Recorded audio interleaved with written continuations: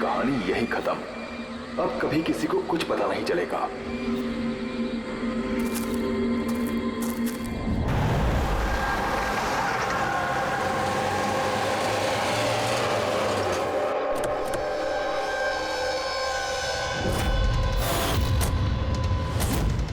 Guys hold on, हो क्या रहा है? कोई मुझे बताएगा?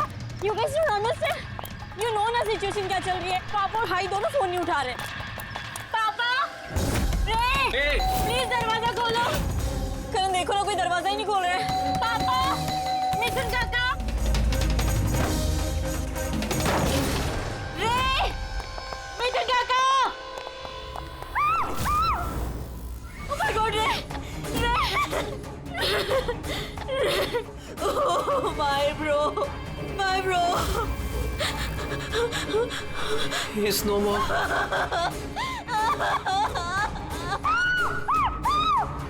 मिथुन काका,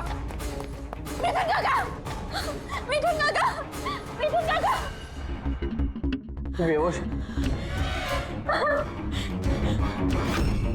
पापा, पापा, पापा, पापा, पापा।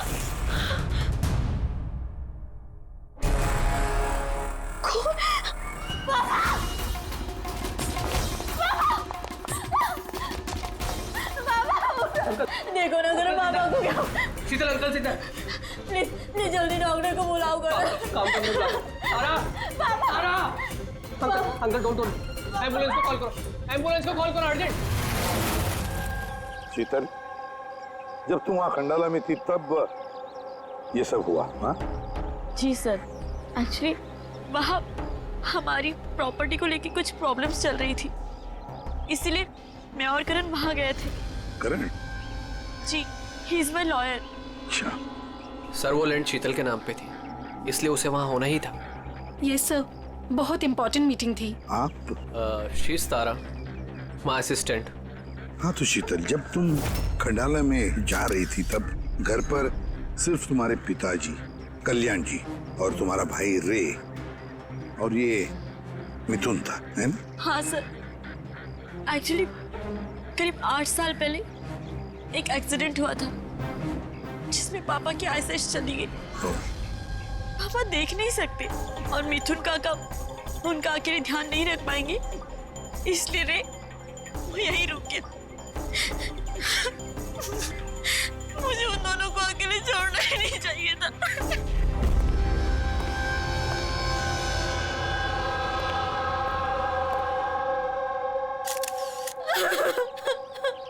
शांत हो जाओ।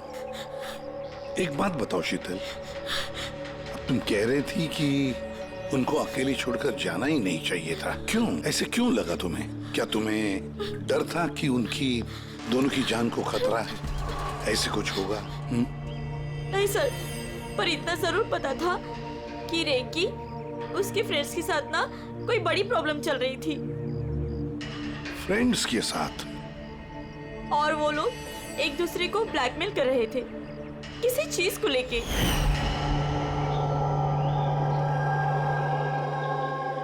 तू ऐसा हम लोग साथ कैसे कर सकता है? एक बार फिर से सोच ले रे। अगर यही तेरा फाइनल डिसीजन है तो जानता है कि क्या होगा। आई डोंट केयर, मैं तो सिर्फ सही टाइम का वेट कर रहा हूँ। पर अगर किसी को कुछ पता चल गया तो? तुम पागल हो गई हो क्या? अगर तुम ऐसे बिहेव करती रहोगी तो श्योरली किसी ना किसी को तो डाउट हो ही जाएगा। गाइस, अगर हम कंट्रोल में हैं तो वी आर सेफ। गाइस, तुम लोग अपना देख लो। मुझे ऑनेस्टली नहीं पता है कि मैं क्या करने वाला हूँ।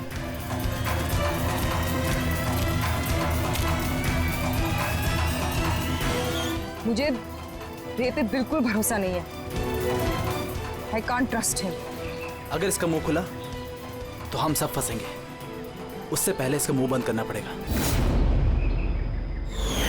शीतल, जो भी तुम्हारे भाई के साथ हुआ उसका बहुत दुख होता है। I am so sorry. एक बार तुम्हारे पिताजी को होश आ जाए ना तो सारी बातें साफ हो जाएगी। वैसे मिथुन, कल रात तुम यहीं पर थे ना? क्या हुआ क्या, जरा ठीक से बताओ। शरीर पे कोई बड़ा घाव नहीं है, बस छोटी मोटी चोटें हैं, लेकिन हाँ फ्रैक्चर थोड़े ज्यादा है। समझ में नहीं आ रहा है इसकी मौत हुई कैसे। मैं अपना काम कर रहा था, अचानक लाइट चली गई और किसी ने मेरा मुंह बंद कर दिया। मैं बेहोश हो गया साहब। जब आँख खुली तो आप सामने थे। बाकी को कुछ याद नहीं आ रहा सर। ठीक है, रो मत। सर मौत की वजह तो पोस्टमार्टम के बाद ही पता चलेगी। कुछ समझ में नहीं आ रहा है सर। जिसने भी खून किया है सोच समझ के किया है, बड़ा ही चालाक है खूनी।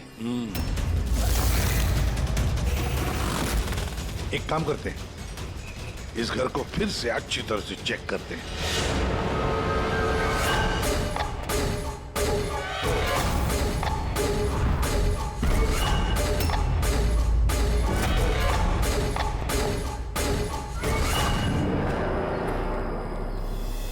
ग्लास तोड़कर अंदर घुसा है घर के अंदर।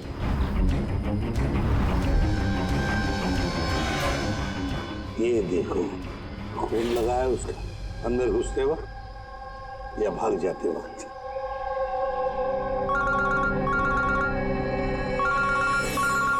हेलो, एसीपी प्रतिमा। अच्छा, कल्याण जी को होश आ गया?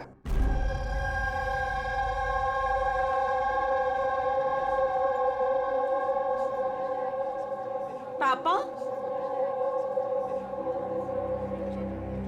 कल्याण जी, मैं सीआईडी से एसीपी प्रद्युमन। आप मुझे बता सकते हैं क्या हुआ? मैं अपने घर पर था, मुझे तो सिर्फ आवाजें सुनाई देती। रे जोर जोर से चिल्ला रहा था, चीजें यहाँ वहां फेंकी जा रही थी, बहुत शोर था, पता नहीं क्या क्या हो रहा था। और फिर सडनली बाएं हाथ से कोई भाग कर आया और उसने मुझे चाकू मार दिया, शायद बाएं हाथ से। और इससे पहले कि मैं रे को कुछ रे ठीक है, रे ठीक तो है? शीतल, शीतल, शीतल, तुम कुछ बोल क्यों नहीं रही? हे भगवान, हे भगवान। जो भी कुछ हुआ हम उसे बदल तो नहीं सकते, लेकिन जिसने भी आपकी बेटी की जान ली है उसे सजा दिलाने की पूरी कोशिश करेंगे। हाँ कल्याण जी, आपने कहा कि कोई बाएं साइड से आकर उसने आप पर चाकू का वार किया है, लेफ्ट हैंड साइड से। ये कुछ खास बात याद आती है उस आदमी के बारे में? हाँ, कोई खास बात? हाँ, वो जरूर लेफ्ट हैंडेड था, लेफ्ट हैंडेड था वो। ये आप कैसे कह सकते हैं? सर, मुझे पता चल जाता है, मेरी सेंसेस बहुत स्ट्रांग है। उसने जब मुझ पे वार किया, मैंने उसका हाथ पकड़ लिया था और वो इतना स्ट्रांग था, वो जरूर लेफ्ट हैंडेड था सर, 100% लेफ्ट हैंडेड था। तो क्या डॉक्टर साहब, ये जो जख्म है इनके शरीर पर, वो वाकई किसी खब्बू आदमी ने बनाया? यस सर, घाव के निशानों के हिसाब से यही लगता है। चलो सर, कुछ तो सुराग लगा। हाँ, ये चारों के चारों दोस्त रे को धमका रहे थे। गड़बड़ है, कुछ न कुछ तो गड़बड़ जरूर है इन चारों में। तनिषा, अंकिता, विवान और सैम। उठाओ इन चारों को, उठाओ।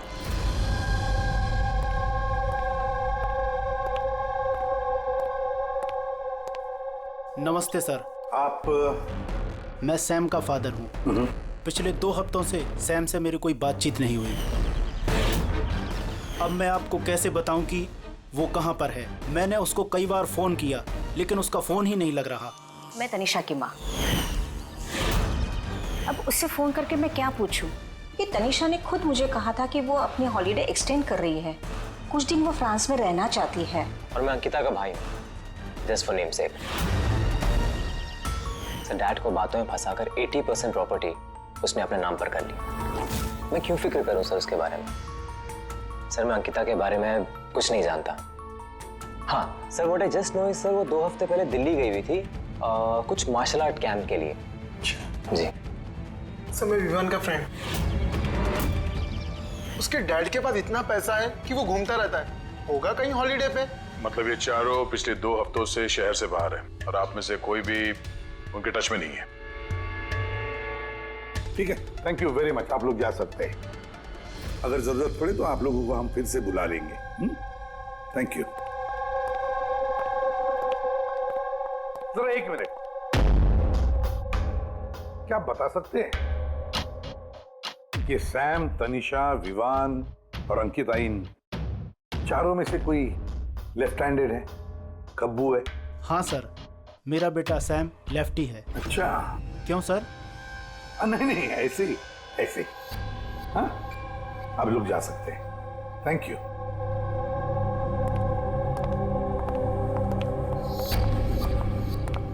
सर कहीं ऐसा तो नहीं कि इन चारों ने मिलके रे को मार दिया हो सकता है सर, और उसी डर की वजह से ये चारों कहीं ना कहीं जाके छुप के बैठे होंगे।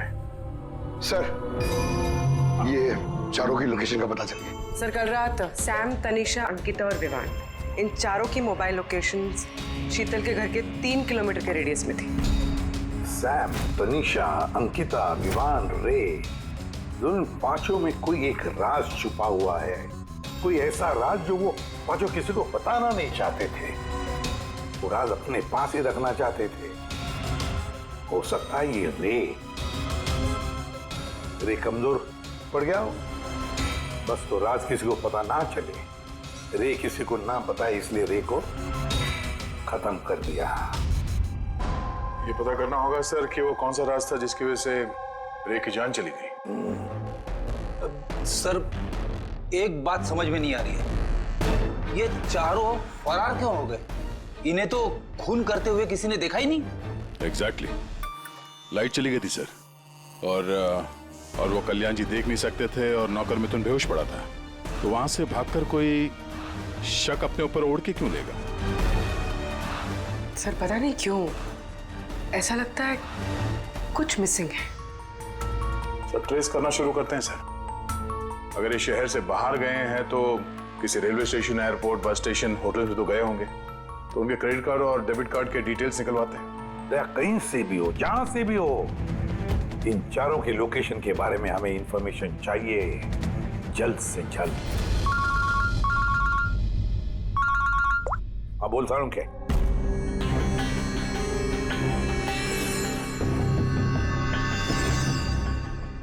यार सारुण के, तूने इस कंकाल पे ये रेड मार्क्स क्यों किए?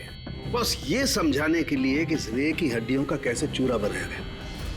ये देखो, ये रे की हड्डियों का एक्सरे। इस रे पर बहुत जबरदस्त ताकत के साथ वार किया गया। एक झटके में इसकी गर्दन की हड्डी टूट गई। बस एक बार तो इसके रिब केज पर इतना जबरदस्त किया गया है कि एक ही झटके में इसके रिब केज की बाईं हड्डियां 12 की 12 पसलियां एक साथ एक झटके में टूट गई। और वो भी कमाल की बात यह है कि एक ही सिमेट्री में। एक झटके में 12 पसलियां? नतीजा हार्ट का रुक जाना, हार्ट ब्लॉक। इसके हार्ट पर जबरदस्त प्रेशर पड़ा। कमाल की बात यह है बॉस कि जितनी ताकत के साथ इस पर वार किया गया है, इतनी ताकत हाथों से या किसी भी हथियार से पैदा नहीं की जा सकती। इसे देख करके तो ऐसा लगता है जैसे खूनी जानता था बॉस, खूनी जानता था कि किस पॉइंट पर वार किया जाए कि एक ही झटके में सारी की सारी पसलियां एक साथ टूट जाए, एक सिमेट्री में। हाथों से कोई इतना फोर्स तो पैदा नहीं कर सकता। हाँ कर सकता है अगर कोई मार्शल आर्ट्स का जानकार हो तो, जैसे कुंग-फू, कराटे, ताइक्वांडो, इन सब में खास किस्म के मूव्स होते हैं जिससे इतना फोर्स पैदा किया जा सकता है। ये हो सकता है बस। अभी अटैक उसी ने किया जिसे मार्शल आर्ट्स की जानकारी है, जैसे आर्मी बैकग्राउंड का कोई। Martial arts? वो लड़की भी तो गई है ना दिल्ली में मार्शल आर्ट्स का कैंप अटेंड करने के लिए। क्या नाम है उस लड़की का? अंकिता। अंकिता के भाई ने तो हमें ये बताया। Sir what I just know sir, वो 2 हफ्ते पहले दिल्ली गई हुई थी कुछ मार्शल आर्ट कैंप के लिए। और सर कत्ल की रात उसका फोन शीतल के घर के आसपास ही था, उसी ने किया होगा। सैम के साथ मिलके।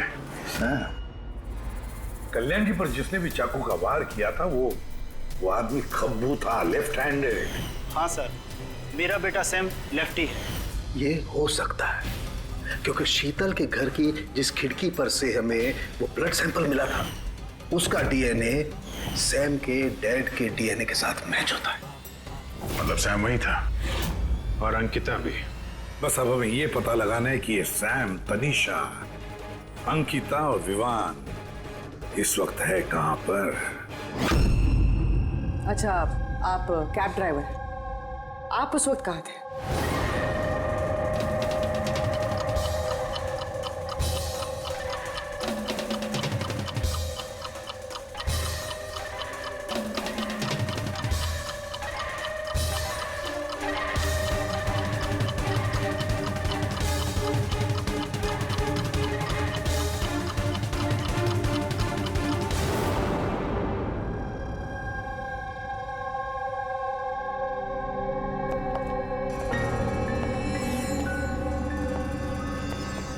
क्या हुआ?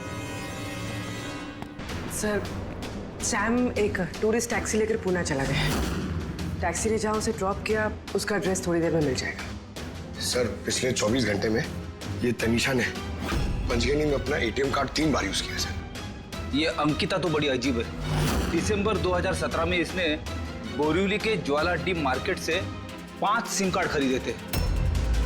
हाँ सर, ये वही जगह है जहाँ पे यूज सिम कार्ड मिलते हैं। और सर ये सब के सब 10 दिसंबर 2017 को महाबलेश्वर गए थे और 14 दिसंबर को लौटे। सर इन्हें लग रहा था कि इन्हें कोई पकड़ेगा नहीं, लेकिन इनसे एक गलती हो गई। ये जो अंकिता है सर, इसने जो सिम कार्ड्स लिए थे उसकी लोकेशन हमें महाबलेश्वर से 15 किलोमीटर आगे हाउस होल्ड में मिली। हाँ, brilliant job, absolutely brilliant job. बस अब नाउ नो वेस्टिंग टाइम, हम टीम बनाते हैं और काम शुरू करते हैं। लेकिन सर 5 सिम कार्ड, वो भी यूज्ड, कर क्या रहे हैं ये लोग? जो भी कर रहे हैं करने दो, पर पछताएंगे जरूर, बहुत पछताएंगे।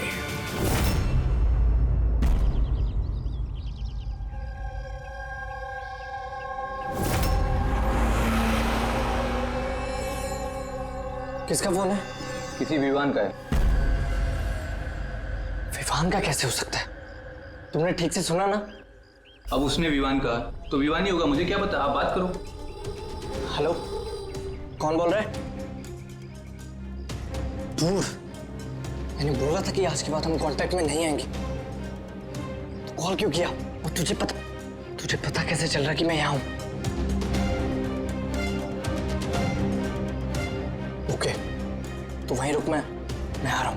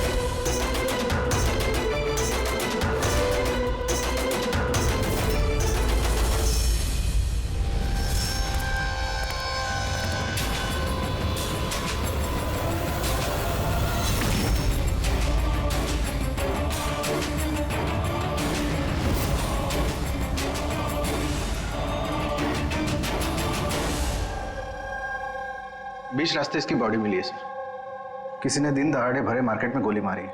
लॉन्ग डिस्टेंस शॉट था, ऑब्वियसली स्नाइपर होगा।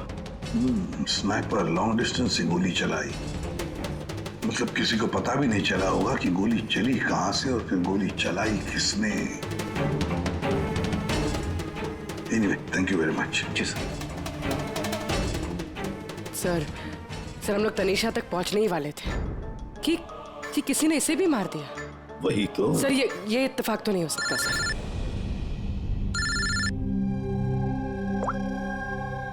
हेलो, क्या? ठीक है। क्या हुआ? सर, पुणे पुलिस स्टेशन से फोन था, किसी ने सैम को मार दिया। What? Oh my God. Sir, वो जिस लॉज में रुका था उसी लॉज के पास। सर, ये जरूर विवान और अंकिता का ही काम है। ये कोई सीक्रेट है जिसे छुपाने के चक्कर में ये लोग आपस में एक दूसरे का खून कर रहे हैं। अपनी जो भी है उसे पता कैसे चलता है कि हम किसके पास जाने वाले हैं? 4 में से 2 बच गए हैं, विवान और अंकिता।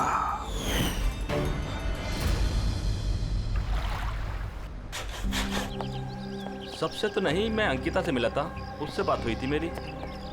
अंकिता से? जी। यही थी वो? हाँ, ये वही लड़की है, इसी ने मुझे पेमेंट दिया था, 2 दिन के 20,000 रुपए। 2 दिन के 20,000 वो मान गए? ऐसी क्या इमरजेंसी थी? अच्छा, उन 2 दिनों में आपने उनसे या उनके ग्रुप के बाकी लोगों से मिले थे? नहीं सर, मैं किसी से नहीं मिला। मैंने तो उस लड़की को ऑफर किया था कि हमारे पास कुक और क्लीनर दोनों हैं, लेकिन उस लड़की ने मना कर दिया कि मुझे कोई हेल्प नहीं चाहिए। और उसने कहा कि आप 2 दिन के बाद आइए, जब हम यहाँ से चले जाएं। और 2 दिन के बाद जब मैं वापस आया तो यहाँ सब कुछ वैसा का वैसा ही था, कोई गंदगी नहीं, कोई कचरा नहीं, सब साफ सुथरा था एकदम। अच्छा, उसके बाद आपने ये जगह किसी और को दी? नहीं सर, हमें जगह का रिनोवेशन कराना था, इसके लिए हमने जगह बंद कर दी थी। आपके क्लीनर को जरा बुलाइए, उससे कुछ बातचीत करना चाहते हैं। मैं भेजता हूँ। बिना क्लीनर और बिना कुक के 2 दिन यहाँ पे रहे, कुछ ना कुछ तो खिचड़ी पकी रही थी यहाँ पे। ये कॉटेज की सफाई तुम्हें करते हो? जी सर। चलो।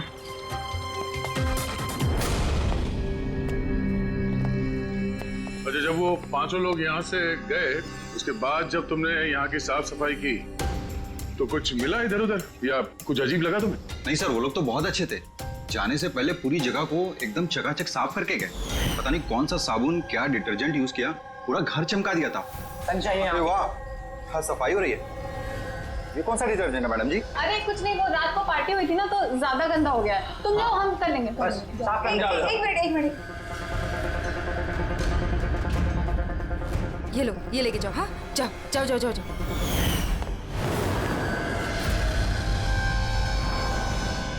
बहुत महंगी है सर, मैंने तो पहनी नहीं कभी, वरना लोग कहते हैं चोरी की। महंगी तो है, पर फिलहाल ये महंगी घड़ी हमारे पास रहेगी। जी सर। आइए, आप लोग आइए।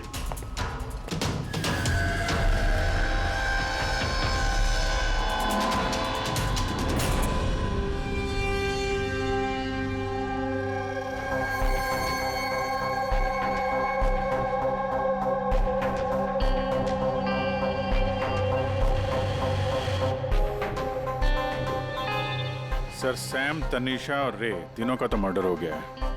अब बचे विवान और अंकिता। खूनी इन दोनों में से ही कोई हो सकता है। ये विवान ही होगा, उसी ने सैम को फोन करके लॉज के बाहर बुलाया था। तो जो भी हो, उसे पता कैसे चलता है कि हम कहाँ जाने वाले हैं? और जब भी हम वहां पहुंचते हैं तो उससे पहले ही वो वहां पहुंचकर फोन करके निकल जाता है। सैम किस लॉज में ठहरा है और तनीषा रोड पर कहाँ मिलेगी, ये सारी इंफॉर्मेशन तो हमारे पास थी ना, उन तक कैसे पहुंची? तो शायद वो लोग एक दूसरे के कांटेक्ट में हो। नहीं पूर्वी, बिल्कुल नहीं, क्योंकि लॉज के मालिक ने बताया कि सैम को जब विवान का फोन आया तो सैम को झटका लग गया। मैंने बोला था कि आज के बाद हम कांटेक्ट में नहीं आएंगे, कॉल क्यों किया? बॉस, क्राइम सीन पर ये जो शोपीस मिला है, इस पर ऑक्सीजन प्रोड्यूसिंग डिटर्जेंट मिला है। इसे ऑक्सीजन प्रोड्यूसिंग डिटर्जेंट से साफ किया गया है। ये क्या है? फ्रेडी, एक ऐसा डिटर्जेंट होता है जिससे सारे के सारे एविडेंस एकदम साफ किए जा सकते हैं, खून के निशान तक। हमें कोई डीएनए नहीं मिल सकता। मतलब सर ये हॉलिडे होम में खून हुआ था? एग्जैक्टली। और हाँ, ये घड़ी, इस पर अलग अलग लोगों की उंगलियों के निशान तो हैं ही, साथ ही इस पे मुझे किसी का डीएनए भी मिला है। तो शायद रे इसी खून का पर्दाफाश करने वाला होगा। पूर्व एक काम करो, ब्यूरो में जाओ, खून की रिपोर्ट्स चेक करो, मिसिंग पर्सन्स की रिपोर्ट्स चेक करो, देखो किसी भी रिपोर्ट में इस घड़ी का जिक्र किया है क्या। यार इन 5 में से बचे हैं 2, विवान और अंकिता। अगर खूनी विवान या अंकिता को कांटेक्ट करना चाहे तो फिर वो जो 5 यूज्ड सिम कार्ड्स है ना, वो इनके पास होंगे। उन्हीं में से किसी नंबर पर वो फोन करेगा, है ना? वो नंबर ट्रैक करते हैं। सर, तनीषा का खून हुआ पंचगनी में, सैम का खून हुआ पुणे में। दोनों जगहें 100 किलोमीटर दूर, जबकि खून हुए सेम टाइम पे। और एक ही टाइम पे कोई 2 जगहों पे कैसे हो सकता है सर? कोई तो है जो इस प्लान में शामिल है। मान लिया दया कि कोई और है इस खूनी के साथ। एक बार ये विवान और अंकिता हमारे पंजे में आ जाए ना, तब सारे सवालों का जवाब मिल जाएगा। एक काम करो अभिजीत, साइबर डिवीजन से एक हैकर को बुला दो।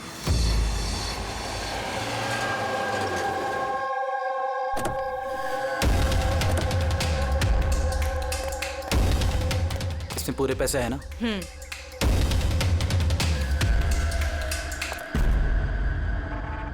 एक मिसिंग रिपोर्ट तो दर्ज हुई है जिसमें इस घड़ी के बारे में लिखा हुआ है।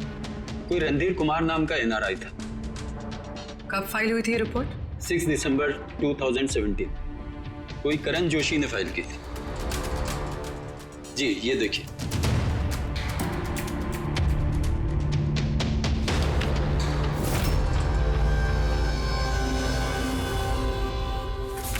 Thank you.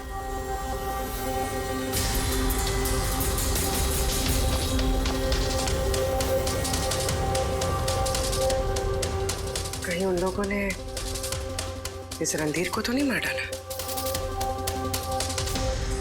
और कहीं ये करण रणधीर की मौत का बदला तो नहीं ले रहा? करण? जी, ही इज माय लॉयर।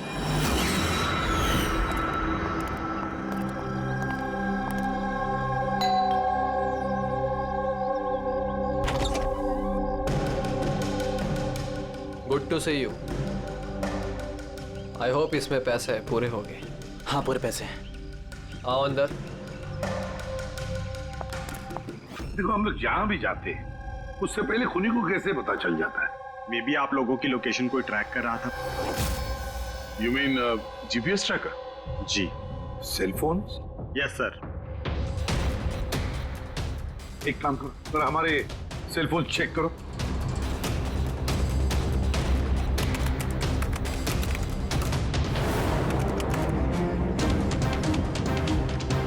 तुमने पैसे मांगे थे, हम लेकर आए हैं। अब वो एविडेंस दो और सब खत्म करो। खत्म करूं?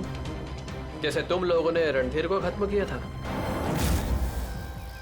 करण, हमें सबूत दो। देता हूं, लेकिन उससे पहले मैं तुम्हें किसी से मिलाना चाहता हूं। कौन? बुलाता हूं।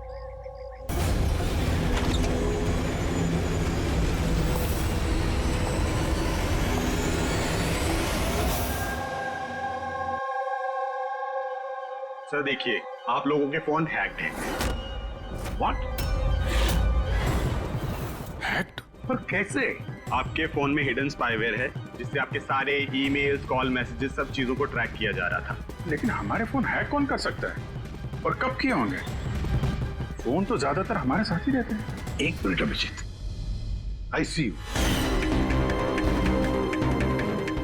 हमारे फोन्स को उसी वक्त उसने हैक किया। और अभिजीत सर, दया सर, आप दोनों के फोन को शायद उसने एसीपी सर के फोन से हैक कर दिया होगा।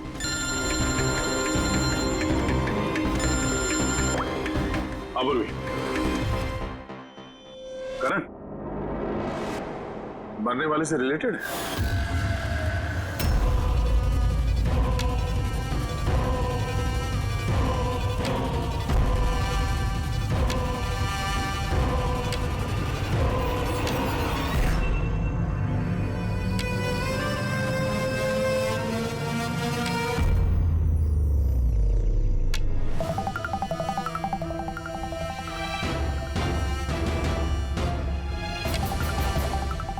जो सजा रणधीर तुम लोगों को देने वाला था, अब हम तुम्हें देंगे। जैसे सैम,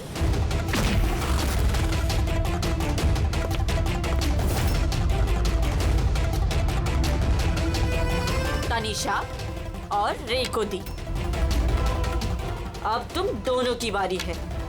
तभी रणधीर की आत्मा को शांति मिलेगी। इसी घर में मारा था ना तुमने रणधीर को?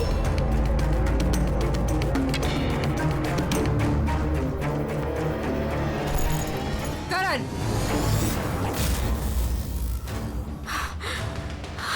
तुम्हारे पास कोई सबूत नहीं है ना? तुमने हमें फंसाया है ना? हाँ?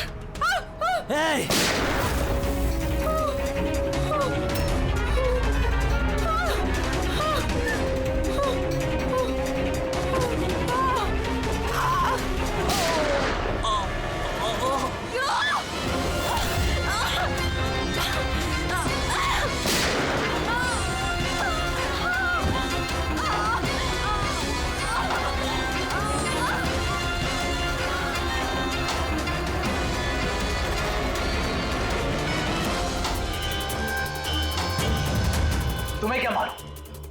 तुम तो देख भी नहीं सकते, पर मानना तो पड़ेगा। बस यही प्रॉब्लम है आजकल के तुम जैसे नौजवानों की। बहुत जल्दी होती है तुम जैसे आजकल के नौजवानों को किसी भी नतीजे पे पहुंचने के लिए। ये पकड़ो। कौन कहता है कि तुम्हें देखने के लिए मुझे नजरों की जरूरत है?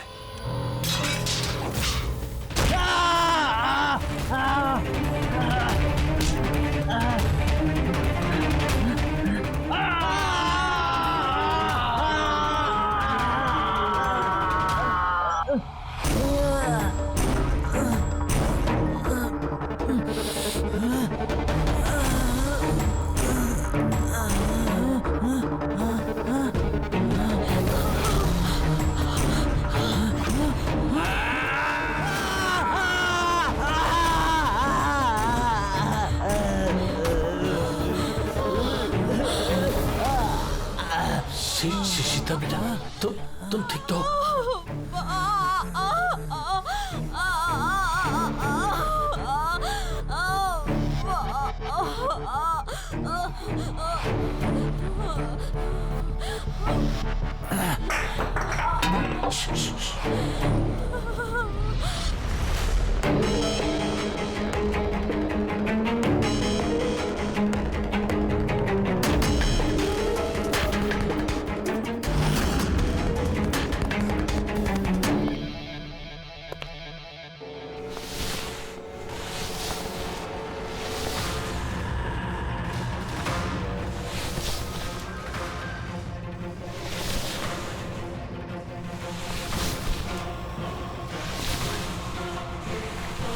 बरसों से मैं स्पेशल फोर्सेस में था।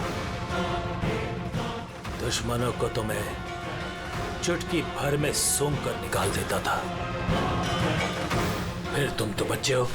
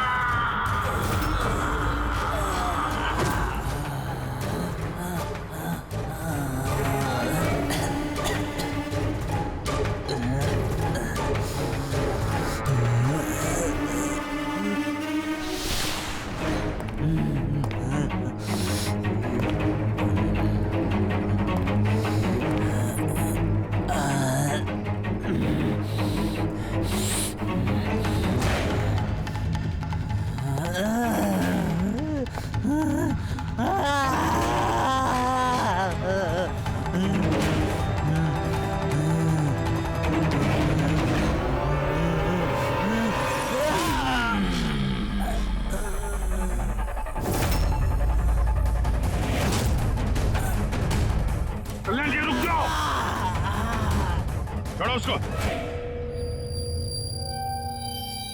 मैं तो अंधा हूं ऑफिसर, लेकिन आप देखकर बताइए कि मैंने उसका सारा शरीर बेकार कर दिया है या नहीं, या तुम एक और।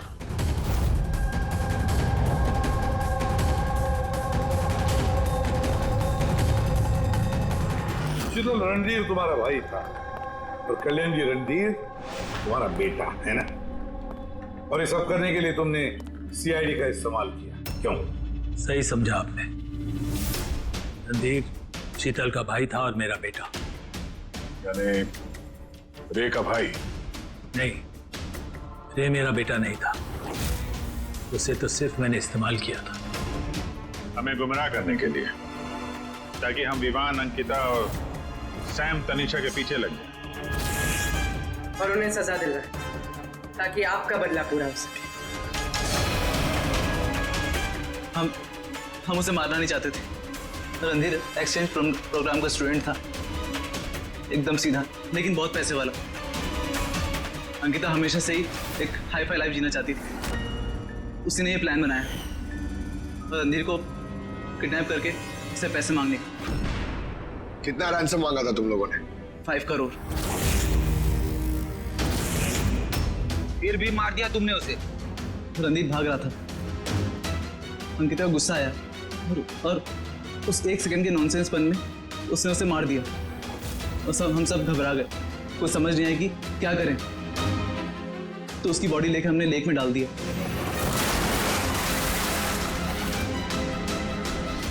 रे को ये बात हजम नहीं हुई है? और यहीं पर तुम्हारा प्लान गड़बड़ हो गया। सर, वो रणधीर की इंडिया में सारी रिस्पॉन्सिबिलिटी मेरी थी।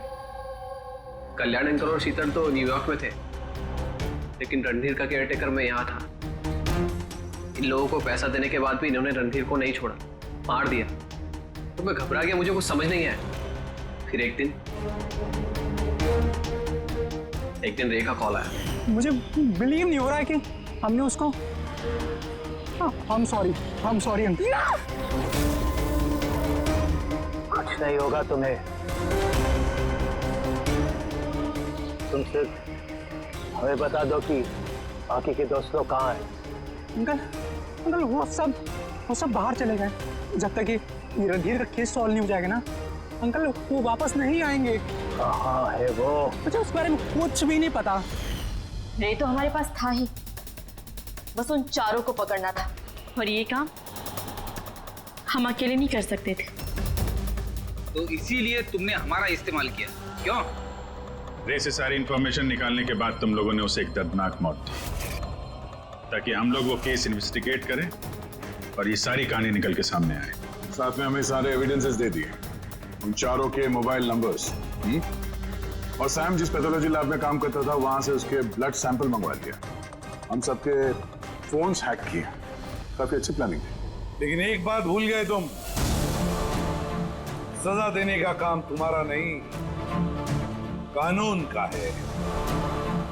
रणधीर की मौत का बदला तो तुमने ले लिया, लेकिन सजा अपने आप को दी है, अपने आप को। For more updates, subscribe to our channel, click the show links and enjoy watching the videos.